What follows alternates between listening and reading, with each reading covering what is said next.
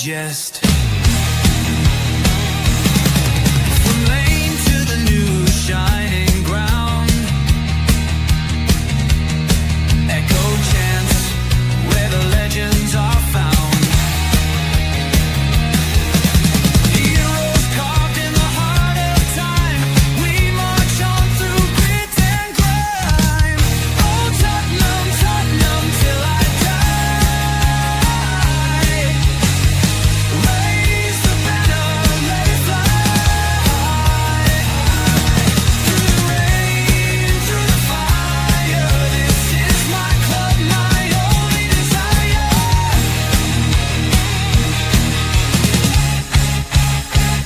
Oh Tottenham, Tottenham till I die. Raise the banner, let it fly. Through the rain, through the fire, this is my club, my only desire. Echoes of King and Greaves in the air. Every goal, the sound declares. Heartbeats pound like a drummer's song, marching forward, fierce and strong. We're the ones who rise in the clash. Numbers running in a white shirt dash. History burns in the roaring crowd. Every game we scream it loud. I'm Tottenham, Tottenham till I die. Raise the banner, let it fly. Through the rain, through the fire, this is my club, my only desire.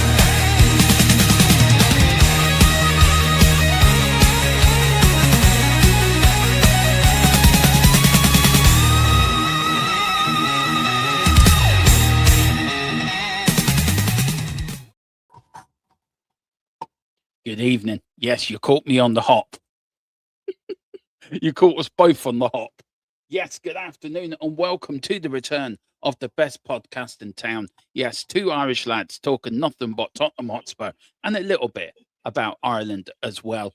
But Dave, how are you, sir? Are you looking forward to Tottenham coming back at the weekend? It's a bit exciting. It's like the start of a new season. Oh, yeah, Grant, I'm here now. Yeah, I'm all good. Yeah. Darren, how are you keeping, sir? I'm excited about Sunday. You know, De Zerbi has sort of rejuvenated me heading into the next couple of games, lad. It has. It shows how disorganized this podcast is. Yeah, us Irish are organized people. Believe us, we are. We are. The least organised in the country. There's bloody traffic everywhere. These bloody protests, man. I know they are, aren't they? I mean, they were in Gorey last night, clogging up the main the height. Even the a main 10-minute street journey Gorey. takes fucking ages now. Yeah, it does. It's you can understand if they were just very quickly, guys, that there's just a bit of background because of what's happening in the Middle East and the petrol rises in this country that were brought in by the budget as well. Everyone's out protesting, clogging up the roads, clogging up the motorways, clogging up the by roads, and it's impossible for anyone to get round anywhere at the moment. So yeah, is it really bad where you are, Dave, today? Yeah, well, we're right beside Dublin, so like, you know, they're blocking off all the motorways now, which means we're getting all the tailback of the traffic and everything else. It's insane. It is, but less about that. Let's talk about Tottenham, and I'm with you, Dave. I think De Zerbi's really made me excited about the game on Sunday. I just hope it's not a damp affair that we just don't turn up. But he did have his press conference today at 5. Guys, do join me for that. I am doing a reaction to his press conference, so join me at 5. But Dave, I enjoyed what I saw of it. It was different. He was talking about the fans are the players have to motivate the fans. It's us. We're all together. He said a lot of the right things, but I just like the way he does his business, and he's impressed me even more than I thought he could impress me, to be honest. Yeah, no, look, I haven't seen too much of the press conference. I was busy, but I'll get onto it as soon as I get home. But from what you're saying there about, it's on the players to motivate the fans. I mean, it's refreshing. Frank told us all season long that the fans were the problem, and it's up to us to, back the players. Even though we turn up every single game, we're still here with 7 games to go, despite us facing our first relegation in 49 years. You know what I mean? We're still turning up, and I like that. That's a refreshing approach, because at the end of the day, the fans always turn up. Where they get annoyed is when the players continuously not turn up, and now the onus is on them. But what I like about the Zerbi is, I just feel like we've got someone in the dugout with a bit of authority again. With Thomas Frank, he sort of allowed the players to run the dressing room. Tudor couldn't get the players on side. Even under Ange Postecoglou, he was renowned for letting the players police themselves. What you really need is because let's be brutally honest, the locker room is like a classroom. You know what I mean? You have your few mature guys in there trying to drag along the few guys that are there just to piss about and have a laugh and stuff like that. What you need is actually someone with a bit of authority around the place, not only in around Tottenham, someone with a plan, with an idea to try and get us out of this mess. But you also need someone on the sideline that's going to fight for us in terms of questioning every referee decision that's wrong, that goes against us, putting the spotlight on them. And hopefully we start getting a better rub of the green of refereeing decisions on the football pitch. But look, I made it no secret when we hired Frank. I didn't jump on the fanfare. I sat there, stuck to my guns, and said this is a huge mistake by Tottenham Hotspur. This is the wrong appointment. Where it's going to end in absolute disaster, and it has. And at the time, I was left very disappointed, because I just felt like we could have went after someone with a bit more stature in the game, a bit more of a CV behind them. My big thing was, okay, yeah, he kept Brentford in the Premier League, but it's not like he done anything extraordinary with them. I remember Reading came up years ago. Ended up nearly getting European football. The Zerbi brought Brighton to 6, brought them into Europe. And that's where I was saying, look, Frank isn't the coach that everyone's cracking him up to be. We need someone with a bit more about them. And not only that, Dermo, but someone that plays the Tottenham way. Someone that knows the Tottenham DNA. That's that simple. Ball on the ground, push and run, pass and move. And that's what the Zerbi's going to bring. And I'd make the argument, and I get a lot of people have been fucked off with the players this year, and they don't believe in the players. And I don't trust them either. There's still a part of me that goes, can this guy be able to get his methods across? However, when you go back to Ange Postecoglou, the reason why he got off to the 10-game run is because we had a season before that just full of toxicity, full of football. The messaging was all about the opposition. It was a breath of fresh air, wasn't it? Ange came in with fresh air. We're going to do, how we're going to play football. And the players took to that and got us off to a 10-game run. And I'm hoping that it's the same with the Zerbi. After Frank, after Tudor, the players have been told all about the opposition, how great they are. Every game has been set up to, try and stop the opposition, which hasn't worked. I'm hoping this fresh approach, coming in worrying about us, you might see a similar run. And that's my hope out of it. I'm not looking beyond this season with the Zerbi. I'll take the summer as it comes. But for these 7 games, I think right appointment. I think when you look at the squad, most of it was brought in under Ange. And even when you look at the signings we brought in under Frank in the summer, Mawani, Simmons, players like that, they're all technical players. Even the young Brazilian kid we brought in, he's a technical player. So, they weren't built to play Frank football or Tudor football, long ball, pick up the second ball like Allardyce used to do back in the day. They're all technical players. They've all been schooled a certain way. So I'm hoping the style of football will suit them, and we'll see more out of them. I mean, I will go over this later, but one message I will bring out. He said, any message for the fans? He was asked. He says, I haven't any message. Also, in the last game, they were fantastic before the game. The message from my staff and the players is we have to deserve their support, because the fans are suffering like us. Like the players, it's not just one club, one team. The players can change the team, but the fans, the club is unique. We need to make the fans happy with the right football, the right spirit and behaviour on the pitch. And he's right. And if you look at us this season, the players have not shown anything respectfulness to us. They've disrespected us most of the season. And when we've had little shoots of glory, Dave, where we've seen signs of improvement, or maybe little shoots of, we've gone to a game where, do you know what, we see signs of improvement. Like we've played in the Champions League, we've gone to some games and we thought, do you know what, we can take the positive out of that. Next game, they let us back down again. What worries me, Dave, with De Zerbi, I have no doubt he's going to be a good manager for us. And we know there's a major chance in 18 months' time it could blow up again, and we know that. But that's the chance you take with these managers. It's a chance you take with the managers like De Zerbi or a Conte, that they're volatile. But probably that's what you need, a volatile manager to really drag the clubs kicking and screaming. But what worries me is he did have a very slow start at Brighton, Dave, in his first 6 games. He didn't have the great start, but we've only got 7 games. Does that worry you, that if he does get up to a slow start, that some sections of the fans will stop saying this man's shit, get him out the club, he's crap, is the manager's crap? Are you worried about that? Or like you and me going to say, well, look, you're going to have to give him time. I'm behind this, you're behind this, but there is going to be some fans that are going to be calling for his head within 5 minutes of, say, if he loses if he doesn't get anything out the next 3 games. You can see fans already turning the manager out. Does that worry you? Because it does me a little bit. Where I get worried, Dermo, is, with De Zerbi, he's trying to come in, he's trying to implement a complex system. And what worries me is, in order to get that across, you have to have the right personnel in terms of coaches and all to be able to translate that quickly across the playing squad. Although we threw money at De Zerbi, we cut corners in terms of bringing in the rest of his staff with him. You look at it. You look at the staff that were with him at Brighton that also followed to Marseille. He brought 7 staff with him. We've only allowed him to bring in 2 at Tottenham Hotspur. Yeah. We're missing a technical coach, which is absolutely important in terms of the technical side of the game, your passing, your moving, your control, your touch, etc. You're missing his assistant coach, who has been absolutely vital to him in terms of tactics, being able to bounce ideas off someone you trust to be able to have conversations around tactics, players, substitutions in game, stuff like that. There's a couple of fitness coaches there that he hasn't been allowed to bring with him. And there's another coach that he hasn't allowed to be bringing with him. So I am worried, we've almost sort of, goalkeeping coach as well, which is absolutely crucial, by the way, because the way De Zerbi plays, in order for it to be able to build out from the back, it starts with the goalkeeper. He doesn't want his goalkeeper just punting it long or panicking and punting it long. He wants them to stay on the ball, invite the press, and look to play it out. We're going to be using Tudor's goalkeeping coach.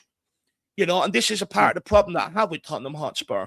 I'm not going to sit here and go, fair play, you went all out, you paid what it cost. We could have had De Zerbi. He got sacked the same day at Marseille, the same day Thomas Frank got sacked at Tottenham. We didn't even have to go through the Tudor thing, and stuff like that. You've seen Tudor, he failed at Tottenham because he couldn't bring some of his coaches with him. He's assistant manager, absolutely crucial to what he does. We couldn't get a work permit for him. So Tottenham although they spent money on De Zerbi to get him in here, they cut corners with his coaching staff. So I do worry about how effective, and how quickly he can get his ideas across, because what he now has to do is pull all the Tottenham coaches in that are already there at the minute, get them up to what he wants them to do, the way he wants to do it, and then try and get them to implement it. So it's just going around the houses, where if we just would have brought in his coaches, they already know what he wants, straight onto the training pitch, lads, do your work. Now he has to get the coaches up to speed, then also monitor them, with the sessions they're doing to make sure that they're following exactly what he wants to know. It's absolutely mind-boggling, and that's where I worry about De Zerbi getting off to a good start here at Tottenham. Yeah. I mean, to be fair, he has had the international break probably coming at the right time, probably to sort them bits out before the players return. But I think you are right. They should have got him in the day that Frank was sacked. But to be fair, I said it on your channel the other night. He just bent Tottenham over. He just said, right, you're going to do what I want. If you want me, you're going to do what I want. And the interview sort of went, right, we want to employ you, Tottenham manager. Not coming. Well, here's a couple of here's 20 million. Okay, I'm coming. But I want this, and this. Yes, Mr. Zerbi, here, you can have everything you want. That's the bit that worries me, that we were forced into this. And if we did it right the first time round, after Thomas Frank was sacked, as you said, go after De Zerbi, get him in what he wanted, and get him in then, I don't think we'd be in the situation we're in now. No. I think we would have had enough to pull away from it, to be fair. But because they made the mistake, and also, Dave, it's not just about hiring the manager, it's also buying players in January. We didn't back players, and that's now coming back to haunt us as well, where Lang came out and said, oh, we've got players coming back. Mm. We don't need to buy anyone. Kudos comes back. He gets injured yesterday. He's out for the season. So that's also coming back to haunt us. It's not just the manager thing. It's the decisions they made from last summer to now. And if you think about it also, the way we played last season, 22 league defeats in the league isn't good enough. The warning signs were there. And what did we do in the summer? Nothing. Because the board were too busy fighting amongst themselves. Daniel Levy fucking things up. Going in, oh, I've finished off this transfer, not getting it right. And then panicking. And near the end of the window, oh, we've got to bring this player and got to bring that player in. And then they stick with the manager. Yeah. We could all see needed sacking. He needed to be sacked after the Arsenal 4-1 defeat. He wanted to go then. He should have gone then. But no, we know what's best. We know what's best for Tottenham. We're going to keep this man in, drag us in deeper into a relegation fight. Then they sack him. And then somebody up there had the bright idea. Tell you what, let's bring in a fella that's never managed in the Premier League. Yeah. As you say, won't bring his coaches, but we'll give him the gig. And then they fall further into relegation. And then they all ran panicking, thinking, oh, God, we've got to bring De Zerbi in now. De Zerbi's laughing all the way to the bank because he can actually dictate terms to Tottenham. It's not a case of Tottenham's needs are greater. We needed him more than he needs us. Yep. And that is the issue. But this is not just this, Dave. This is going on for the last 18 months. The way that we've conducted ourselves in summer business, in January business, and the way that it was allowed during the year with Frank to go into law for the players for their discipline to go out the window, turning up late, not respecting the manager. Mm.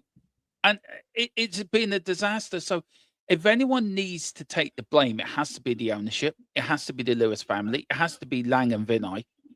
And they need to go, Dave. Both need to be sacked from their positions. Because this football club has turned into a laughing case. And whatever you say about Daniel Levy, and there's a lot of things he did wrong, he was the glue that was somehow holding this all together. And since he left, it's like a free-for-all. Nobody knows what they're doing. And at the end of the day, who does it hurt most? Us, the fans.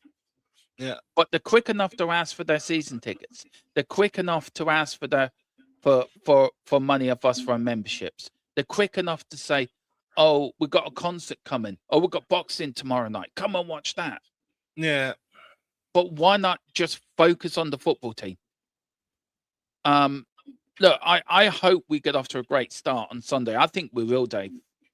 But I don't know about you, but I think Sunday we have to win. A draw's not good enough.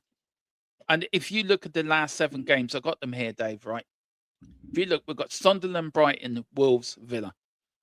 I would love to get to Leeds, knowing we didn't need to do anything for the last 2 games. If we get to Leeds, say 3 points adrift, and we need a win and a draw in the last 2 games, I think we're done.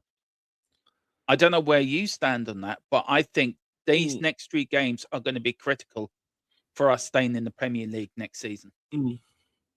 Well, look, I think it's important we take 7 points from the next 3 games. Forget about Villa, Leeds, Chelsea, and Everton. You know, the next 3 games are the most vital for me. You know, they're the most winnable fixtures we have. Villa are flying high, Chelsea are flying high, Leeds have had a decent season. You know, Everton are also a difficult team under Moyes. These 3 games are the next 3 games that are winnable. Sunderland have had a great season, beating Newcastle twice this season, Premier League safety. I'm hoping we catch them cold. I'm hoping their feet are already sort of up. Job done. Look forward to next season, and we can catch them. Brighton, young Mandarin in Hertzler, you know, unlucky not to beat them earlier on in the season, and I think they're definitely there for the taking.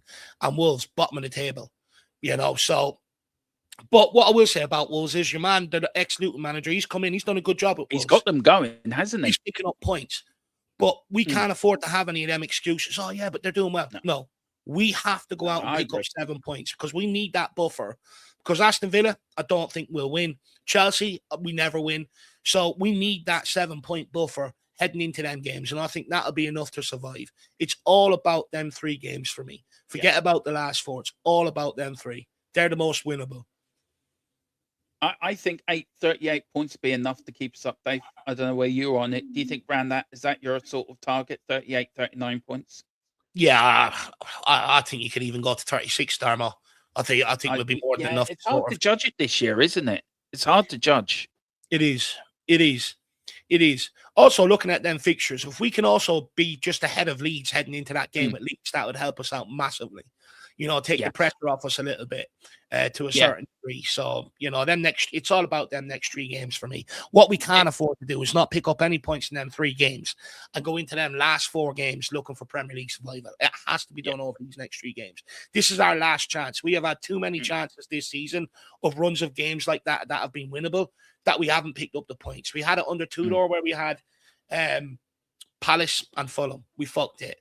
Under Frank, across December, I think we had Brentford, Palace, and a few other teams that were all winnable games. We fucked it. We can't afford to let another opportunity like that slip away. It has to be these 3 games or we are going down. Yeah, I mean, you look at West Ham's here last 7 games as well. They've got Wolves tonight. Do join me at 7:45. I am doing a hate along to it. I don't know why, but I suddenly feel like I'm a Wolves fan today.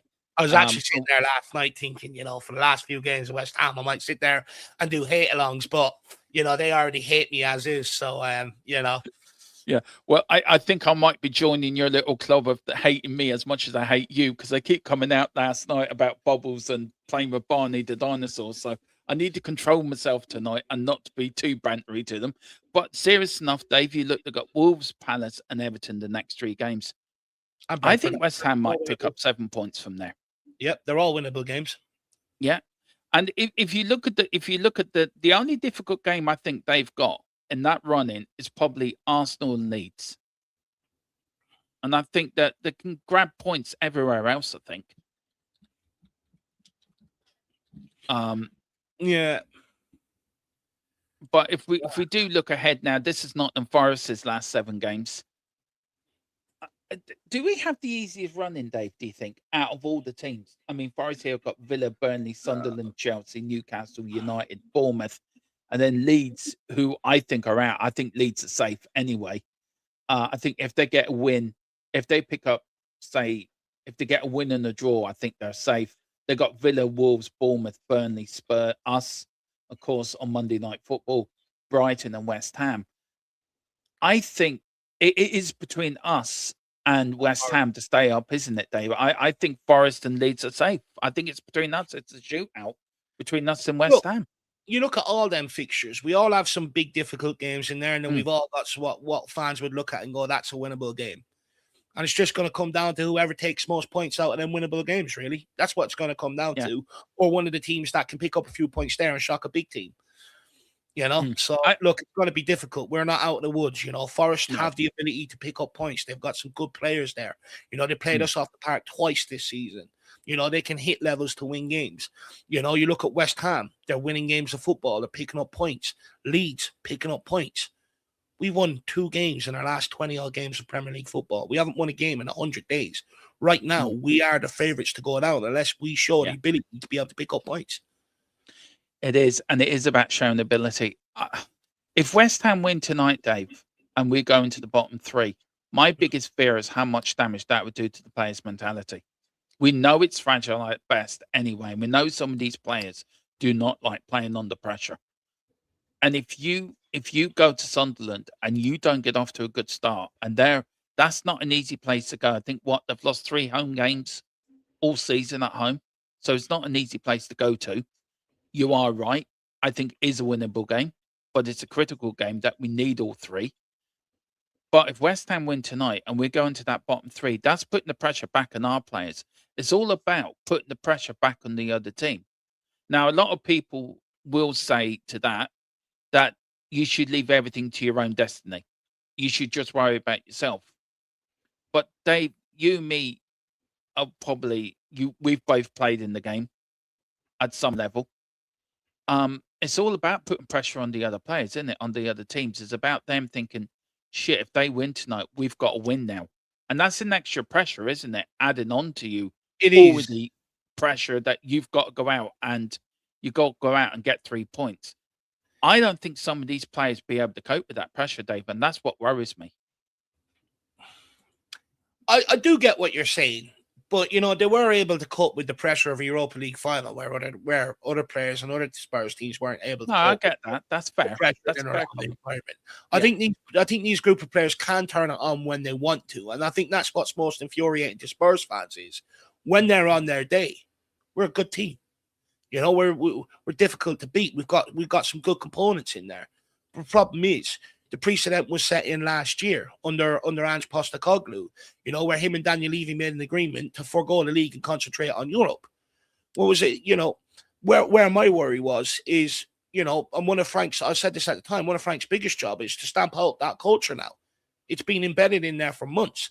And that continued on for large parts of this season. There's a reason why we're sitting down where we are in the Premier League, and why these fuckers managed to drag themselves all the way to a knockout round of Champions League, is because the same sort of precedent has kicked in. Where let's focus, guys. Premier League, I will take our foot off the gas.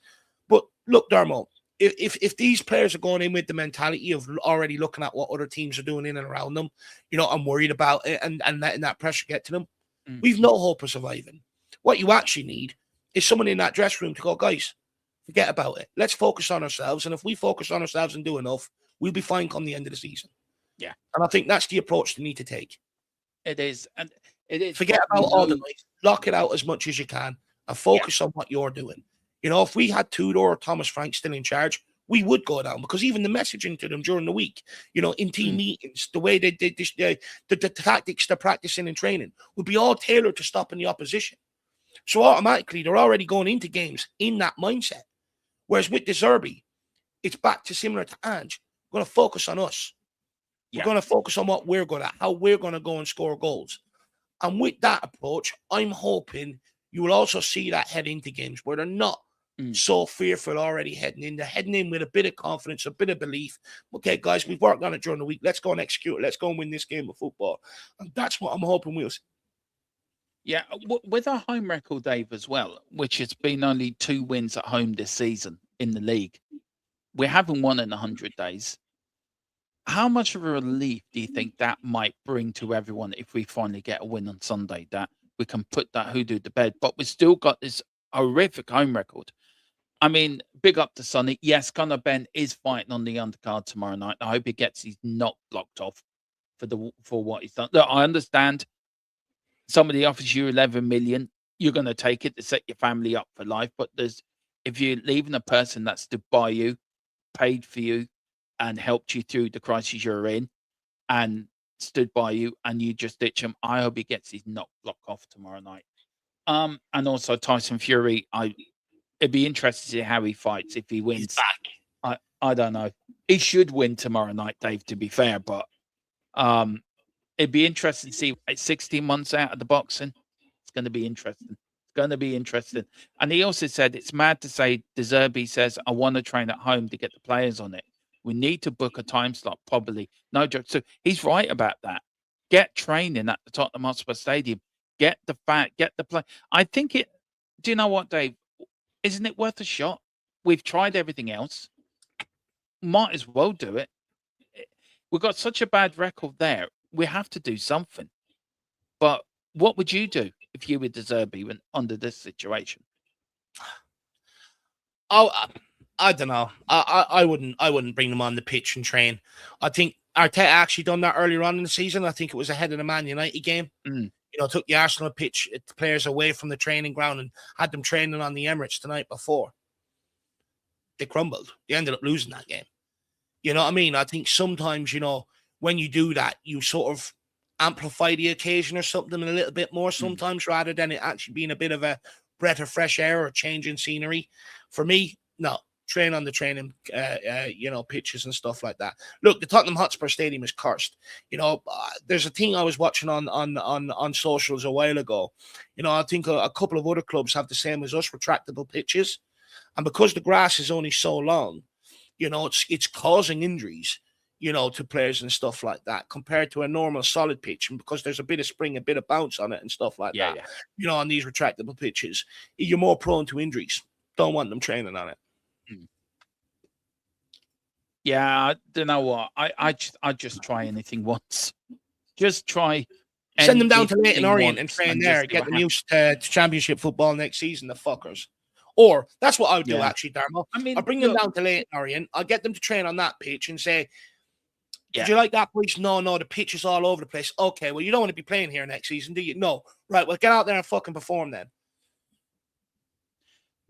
Look, it has to be talked about. If the unthinkable happened, if we did get relegated, the unthinkable, and look, I'm positive we won't get relegated, but if we did, worst case scenario,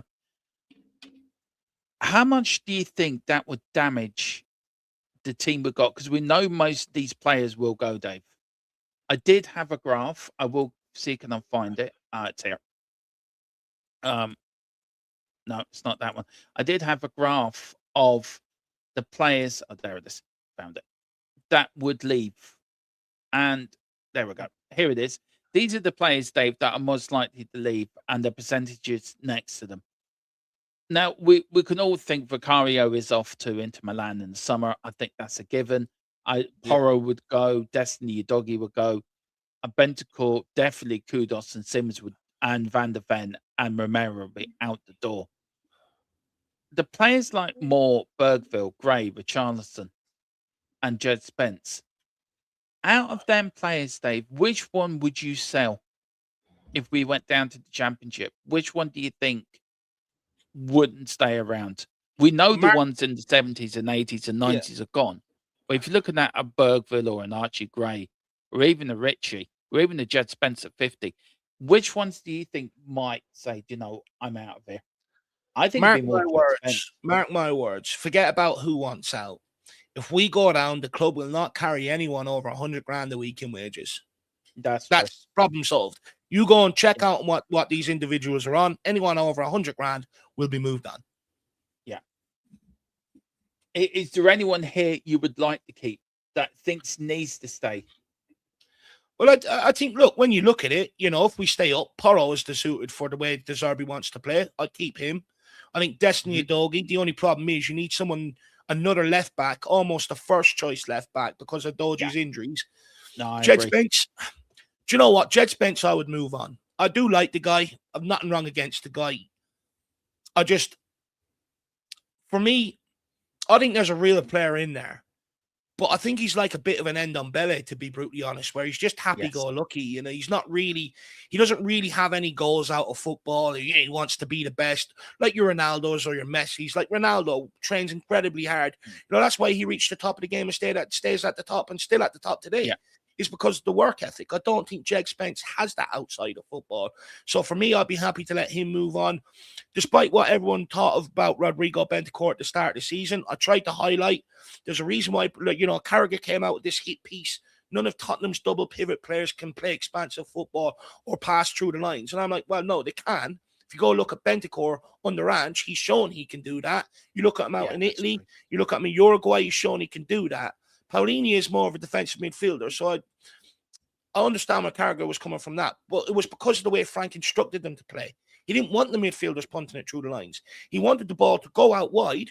All he wanted them was to get the ball, move it out wide, and let them progress it, because if they end up getting a tackle out wide, it goes out for a throw and we can launch it into the box. He didn't want them playing football, so I would actually keep Bentancur. It's a shame he's not actually fit under De Zerbi, because he would be brilliant in that double pivot, picking up the ball, moving it forward, never loses it.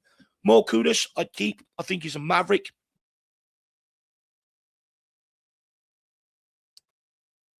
Sorry about that. My mic just randomly muted itself.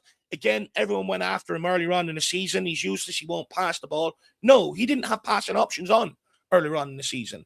The way Tom played with them is counter-attack of football, similar to Nuno. Kane and Son, they were a shadow of their player of themselves under Kane and under Nuno's, because the team was sitting so far deep and we were using them as battering rams. We've done the exact same with Kudos. So I'd keep him. I think he's a fantastic player. If you get the right options off him, I think you get a lot more out of him. Xavi, again, was never going to work under Thomas Frank, because Thomas Frank wanted to play a long ball. Xavi Simons 4'5", and he weighs as much as a feather. Hopefully now in possession, we can get more out of him. Play the ball to his feet. That's my hope. Mickey Van der Ven, do you know what? I loved them coming into this season. That clearance in the Europa League final, is what won us the final at the end of the day. Yeah, Vicario, it did. he what I loved about was the anticipation. He knew Vicario had a mistake in him, so he only one that dropped back to the line, anticipating Vicario might make a mistake here because he's nervous or stuff. But as this season has unfolded, his attitude has really, really sort of pissed me off. You know, blanking managers, you know, offering fans out for fights and stuff like that. To be honest with you, I think this year he's tried to engineer himself and move out of this football club. Yeah. But I would still keep him and Romero. I think under the right manager, you've got a world-class partnership there.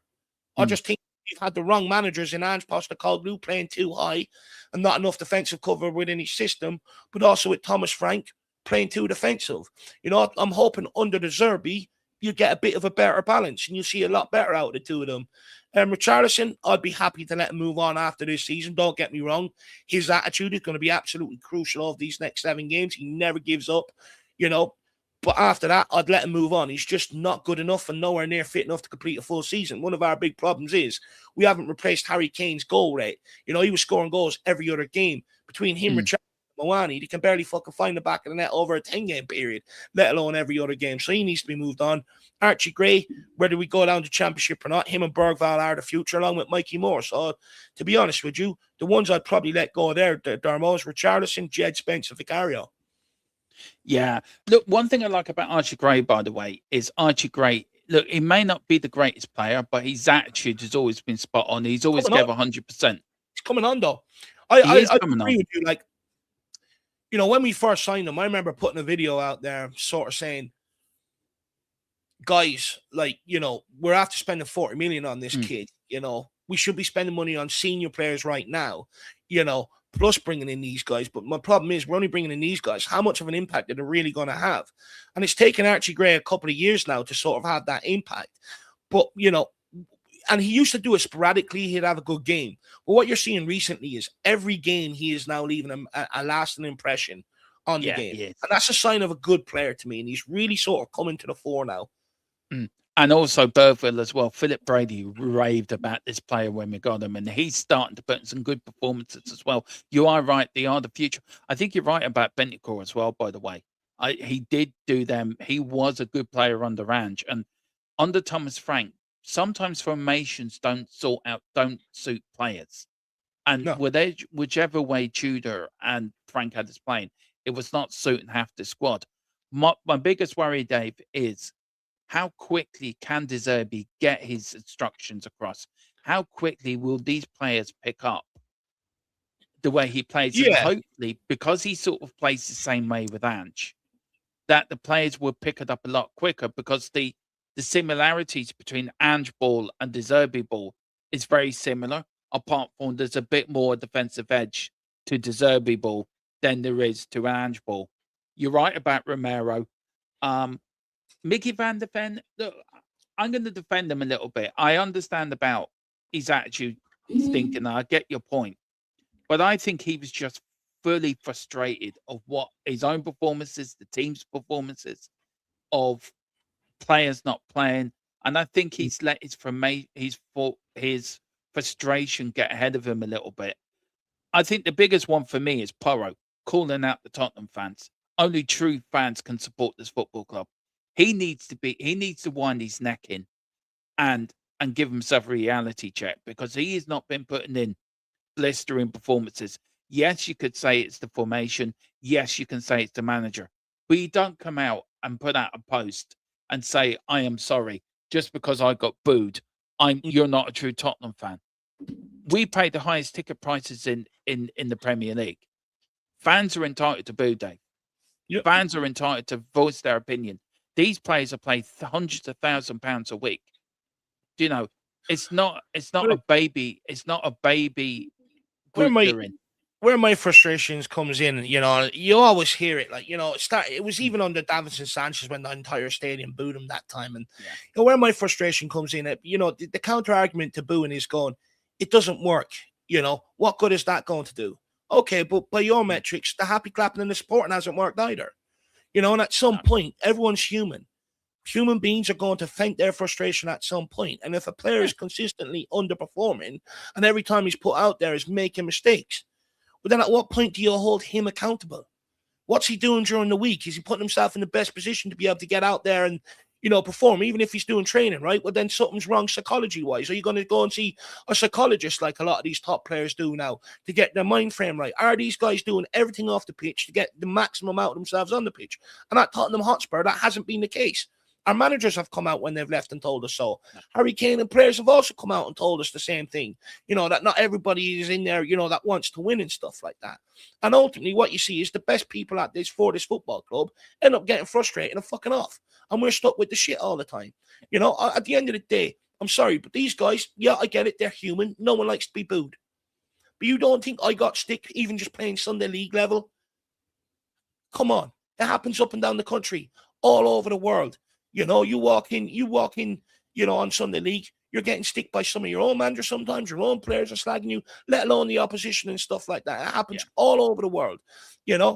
I'm absolutely sick of it. These players, they're paid absorbent amount of money. When they go into the stadiums now, they can't even stop and sign autographs for kids. How many videos do you see of them just walking in, blanking them? They got their headphones on. They're completely detached from reality. And the minute reality touches them, and the only way fans know how is to make it themselves heard in the stadium. They're crying. They're offering people out. You're not a true fan, this, that, and the other. Well, fuck you. I've supported this club from the minute I was born, and I'll support it to the fucking day I die. You won't. You'll have 4 or 5 other clubs on your CV, and you'll be going off telling each one of them fan bases how great their fucking club is. So fuck you. I hate it. I absolutely despise it. You play well. You have no problem when we're singing your names, dance around with scarves and T-shirts around their heads. You loved it. You weren't complaining after Europa League final about fans, were you? No, because you got what you wanted. But now we're not getting what we wanted, and we're letting you know. Now all of a sudden you can't take it. I'm not having it. As a footballer, you sign on them contracts, you're putting yourself in the public eye, you're being paid exorbitant amount of money, and people are going to have their opinion. Football is a global sport. Everybody worldwide watches it, and everybody worldwide has an opinion on it. And they need to start learning to accept that. I'm sick of them crying all the time. I am too, Dave. I am too. Look, mate, we're going to end up here. Where are you on Sunday? What's your score prediction for Sunday? Cheeky 2-1. 2-1 Tottenham, cheeky. Do you know what? I think if we score the first goal, I can see us winning about 3-1. If Sunderland score first, then that worries me then. If they take the lead in the first 10, 15 minutes, we will know, won't we, Dave, in the first 10 minutes how this team's going to play on how these players, have they accepted De Zerbi? Do you think that's a fair comment to make? First 10, 15 minutes? Look, I think if you sort of reports are led to believe, these players were excited when De Zerbi was announced, and stuff like that. And I think one thing that isn't spoken enough about in football is if you're at a big club, the player has to respect the manager. And how they respect the manager is, he's either really good with players, which, to be fair, despite the 2 public ones of Trossard and that other guy at Marseille, everyone else has great things to say about De Zerbi, every other player, or because of what he's done in the game. If you bring in a manager that the players don't respect, you see what happened this season under Thomas Frank. They check out, they start turning up late for training, even if you're losing games. And the reason why is because they're going in. It's like, for instance, right, Dermot, if you go out there, right, and say you get a job on a factory on a line, after a couple of weeks, you're so bored of it, you hate going into work, you can't stand even the thought of having to fucking clock in and stuff like that. So you're not in it. Your heart's not in it. But if you go and get a job that you really love, you can't wait to get in there every single day. And that's the importance of having the right manager. You want players that can't wait to get in there every day. Under Thomas Frank, then players didn't want to go in. And as soon as they were there, they couldn't wait to get home because they didn't like the guy. They didn't like the messaging. They didn't like the tactics. They didn't like the training. Unfortunately, with football, and I know people go, they're overpaid, which, I say when it comes to like the likes of them crying about booing. But the reality is, it's the same with a Sunday League team. If you've got guys that enjoy what they're doing and the way they're playing, you will get guys turned out on a Tuesday night and a Thursday night for training ahead of the game on the weekend. If you got guys that aren't having the manager, they'll make excuses and try and rock up for the game on a Sunday. And that's as simple as that. Having the right manager. I think it's spot on, Dave. I think you're spot on, man, with that. Well, look, there you go. It is back. We will be back next week. We hope. We will be. Yeah. We will be. Yeah, we will be. We will be back next Thursday at 2 with episode. I can't believe we've gone into double figures with this podcast, Dave. This is episode 10. Look, it should be a Wow. lot more. Just, I've had a bit of a chaotic life outside of Life does get in the way and stuff like that. So yeah. No, look, life gets in the way, but look, there will continue in the summer as well, guys. We will continue this. We might talk a bit more of the World Cup. Dave, look, very last thing, Ireland. Didn't qualify for the World Cup. Another boring summer for us. But look, we can be proud of the boys for where we started. Nobody gave us a hope in hell of getting to a playoff place. And it's all on to Euro 2028. But it was a hell of a ride, this World Cup campaign, wasn't it? To be fair. It was. Up until the final 2 games, we were out of it. We had no hope. Yeah, No one, with the form we've been on for the last decade, and that we had no one gave us a breath in hope of beating Portugal, and then who else did we beat? What was the other team? Not Czech Republic. Hungary. No one gave us a hope of beating them back to back. And we did. So we landed in a playoff spot, and look. The Czech Republic game was frustrating because you went 2-0 up and you were in absolute dreamland. You're already thinking about Tuesday night back at the Aviva trying to get one over Denmark, who's beat us so many times over the last 10, 15 years. And then straight after you get the second, Manning makes a stupid decision to give away a penalty. What's so frustrating about it is, the most frustrating thing about it, Jarmo, is he didn't have a clear shot on goal and he was going away from goal. There was no need to do it. The touch he took, the ball was already going out of play. He wasn't getting on the end of it. And he felt a tug and he just went down. It was always going to be given. And from there on, you knew exactly what we were going to do. We were going to sit back and they were going to pile everything on us. They were going to throw absolutely everything on us. And we caved with 10 minutes to go, unfortunately. But that all started because of Ryan Manning. If he didn't make that mistake, we probably would have went on and got a third, maybe a fourth, and killed that game off because we completely destroyed them in the first half. But also, this is where our manager lacks. Their manager changed formation at halftime. He started off the game, the exact same formation we played. We went man for man as soon as they got the ball over the halfway line, and they could not break us down. At halftime, he changed the formation with some substitutions, and it was all them. And I'm looking at our manager and go, okay, you need to react because they will score a second. You need to change tactically right now. And he refused to do so. Kept it going. Bear in mind, he's also playing players out there that are not playing for the clubs this season, that are not fit, didn't have the legs in them to continue playing this way, didn't have the legs in them to continue being bombarded. They were getting tired, and he refused to change. And when he did, he brought on that idiot Alan Brown, who's absolutely fucking useless. I couldn't believe it. The guy offered absolutely nothing. And then I knew when he stepped up for the penalty, I turned around to my missus and said, well, this is done. He's going to miss. He's useless. And what did he do? A weak penalty. Look, credit to the majority of the boys for getting us there, for giving us a bit of hope. But we jumped the gun giving the manager a contract before the playoff games had even happened. You should have waited to the playoff games. If he got there, he deserves it. If he doesn't, move on. Because he was tactically exposed against Czech Republic. Tactically exposed. So disappointing. Look, the Euro 2028 is coming up. We are one of the hosts, so hopefully we get to qualify automatically, and we can have 2 years of freedom. But friendly, I don't think that's going to happen. But we cannot not qualify for our own tournament on our own soil. But look, it is an end of an amazing run. But look, guys, we will be back. Listen, thanks, Dave, for coming on. Do you want to give the Irish Hotspur a bit of a plug? What you got coming up? We'll be getting our predicted lineup video, of course, out. We're doing that today. We'll probably drop it tonight or tomorrow. And then just Sunday, we'll have the pre-match build up, the watch along, and your Twitter reacts on that post-match if we win. When we lose, it's very hard to do. I just want to go and sulk and cry. So, and apart from that, if anyone else wants to watch me on Last Word on Spurs tonight, I'm there at 5:00. Do join Dave then at 5. Yes, at 5, I'm back on with the with after the presser. We're going to look through. Oh, you're doing your press Deserby's conference. best press I'll conference. watch that Huh? after later on tonight. I'll watch that after later on tonight. Let you know what I Yeah. think. Yeah, after it's a new show, something we've been toying with. So it's called After the Presser. So we're going to watch that tonight.